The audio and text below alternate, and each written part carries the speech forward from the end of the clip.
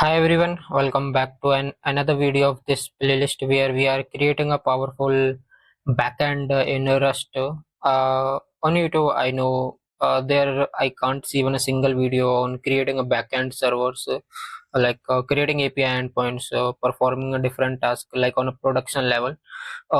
This series you will learn all those things that are perfect match to a production level.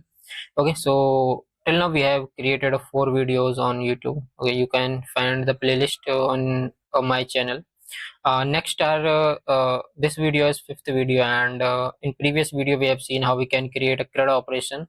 And in today's video we will see the folder structure. We will understand the folder structure, how it will be, and how all things will be there. Okay, so what you need to do, just come to this folder. I know you will not be able to access localhost. What you can do, just go to your browser and type here code.i+t.in and you will land to this page. What do you need to do, just come to here courses or scroll down, you will find courses. Click on this Rust course, view course, and come here to license, and come to this last lesson. Okay, whatever, like you will see here hashtag fifth lecture, so you will be landing to this page. Okay, and here you can see what, like I have created documentation which will be familiar to you, how you can create a powerful folder structure that will be ready for production level. Okay, you can see here like cargo run, this is a basic command that will be used in debug process, like in a development mode, but while creating a production build we don't require cargo run. There is a something else command, I will be guiding you for that also in upcoming videos.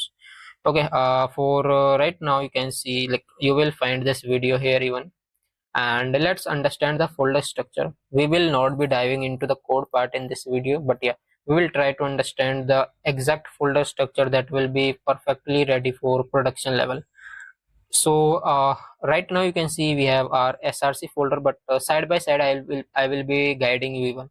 Okay, so you can see we will be having our main folder, and let me open the folder here. So this was the main file code we have done in previous video. Okay, nothing much. So what we will, you can see here we have one src file, sorry, folder, and we have some more files below, like gitignore and cargo log, after that cargo toml. Next we have you can see here we have one API folder inside our src folder. So what does exactly API folder will be handling? So our API folder will be handling all the authenticated routes. That means whatever the route will be inside API, those will be authenticated by JWT token and our secret API key. If user is not sending us that key, then we are going to throw an like error, like invalid API key, or we can say basically invalid JWT token. Okay, and next folder inside src folder is our authentication, means which don't require JWT token, means JWT token is not required for authentication, but yes, our API key is required. We need to send API key while logging in, or while creating an account, or while trying to access any unauthorized route. Okay, we have created this auth folder inside our src folder, and inside auth folder we have two files. First one is of login and second one is of sign up. That means we will be creating our accounts on sign up route, and we will be logging to our accounts through login route. Okay, cool. Now next is our middleware. That means these API folder or auth folder will be wrapped with the middleware folder. Okay, that means whatever the incoming requests are going to come on this home folder, or any profile folder, or any auth folder, first of all they will be going to hit our middleware. That means we need to verify our JWT token if user is trying to access our API endpoint. Okay, if user is not trying to access our API endpoint but trying to access our auth folder means our auth folder routes, just like login or sign up. We need to make sure that we are getting a valid API key inside our header. If the key is not valid, then we are going to return a simple text message that invalid API key. Okay, cool. Now same, we have our static folder inside our src folder. Now what does exactly this mean? So static folder is basically a folder that will be serving some static data, like that can be any image, that can be a login form. If I show, I believe my cargo is running. Okay, it's running, and let me show you. So you can see here, this is our like home path, right? What if I am running here, like I want to get one HTML page. So what we will do, inside our static folder we will create one HTML file. Okay, and like you can see here, login.html file, and we will be serving that static file as a slash login. Okay, cool. And same to same, we will be serving sign up HTML, and if we want to show some logo, or we need to render some images, then we can use logo also. And now next, inside our src folder we have one file that is handler.rs. So what does exactly this handler.rs means? So as you know, you can see here we are creating one static folder, but in rust don't know that what I need to serve on which path. We are just creating these folders, but we need to register everything in our handler file. That means any function we are creating, just like we need to render a home page, then we need to tell that slash means on a base URL we are going to render some HTML file that will be going to come, or we can say that is going to be handled inside handler.rs file. Okay, name can be anything, but the logic will be same. Now next is routes. What does exactly routes means?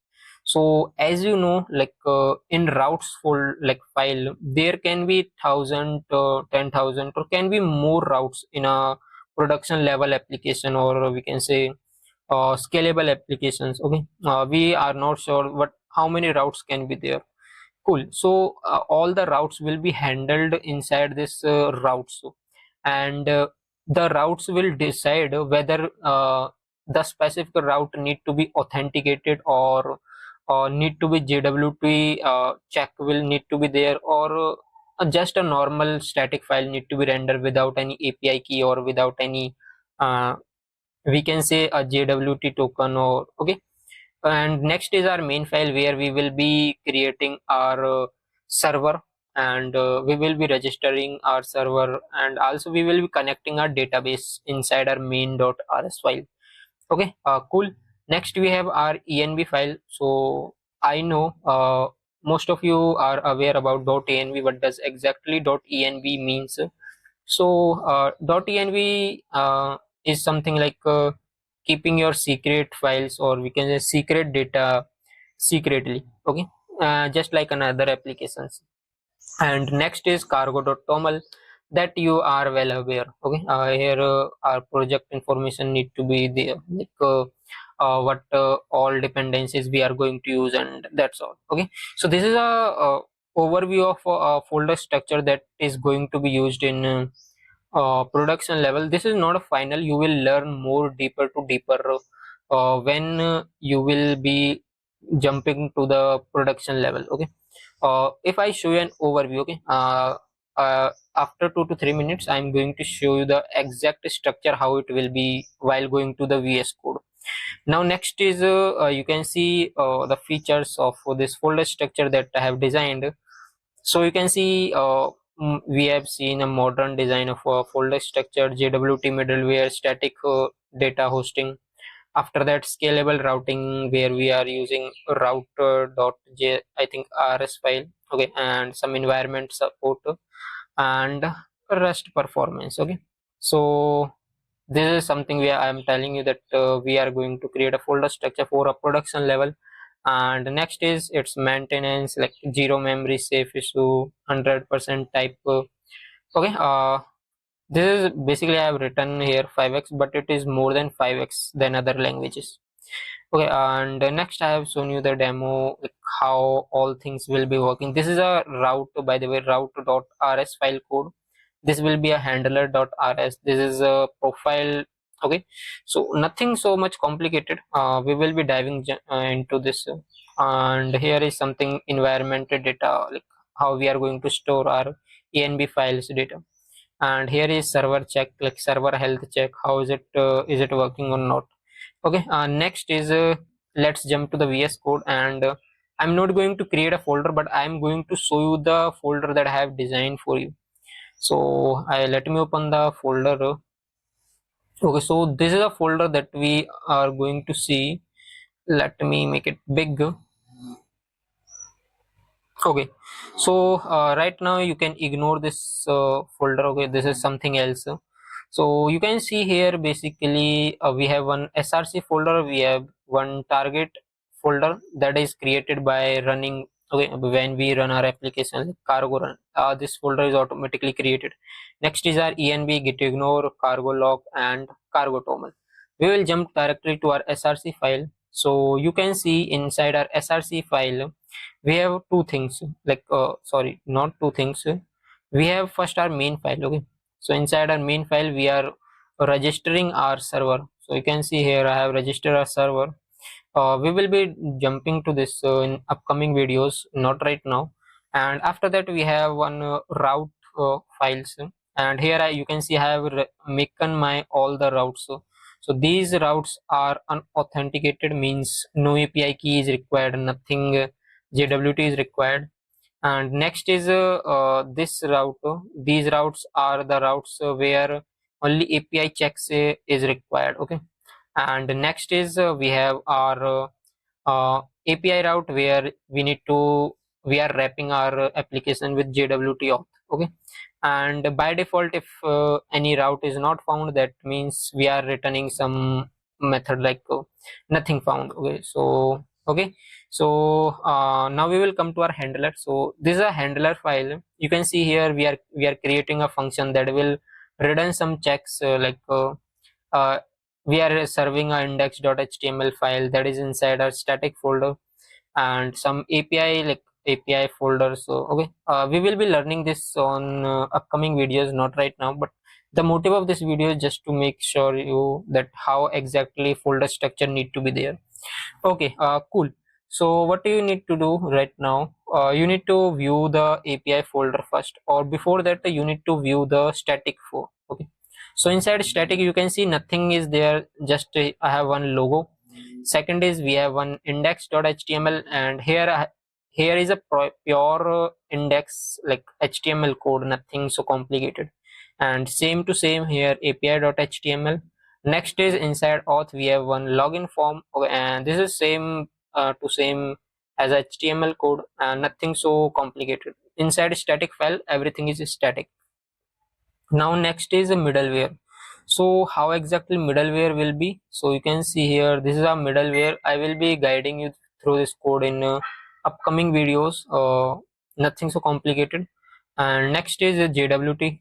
This is for a verification of JWT, and these both files that are inside middleware folder, we need to make sure that our Rust for project is going to read these files. So for that we are using mode.rs, and we need to register these both the files here, like pub mode and API key. This is basically a file name. Okay, cool.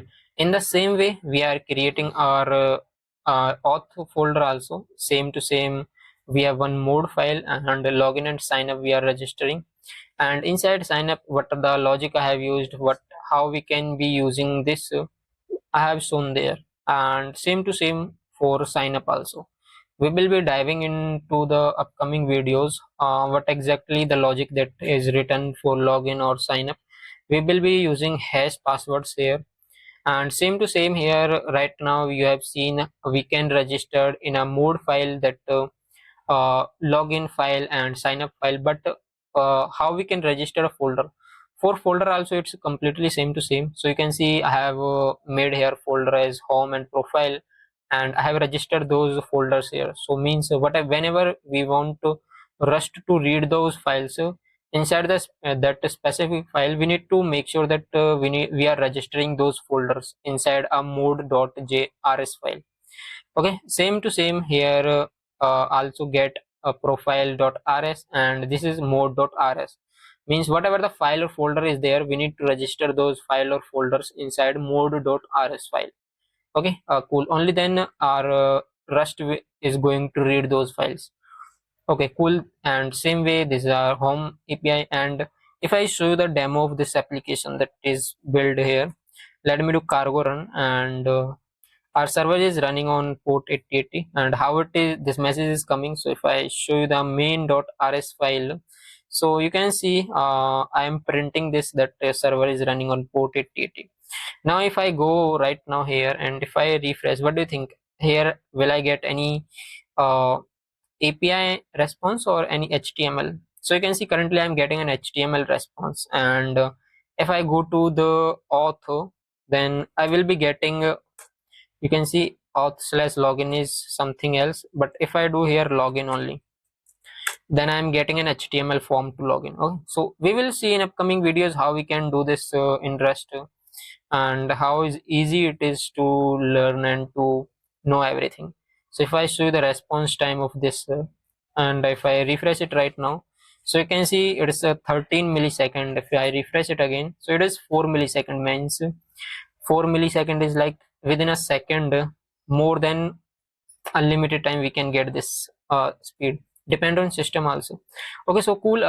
So in this video we have seen how we can create a advanced folder structure for a production level. We will be diving more on this in upcoming videos. We will be understanding how everything works, but in today's video we need to see the overview of the folder structure, how it is going to be. Although I have explained you here, but still I have shown you the exactly creating a project, how exactly a project need to look like.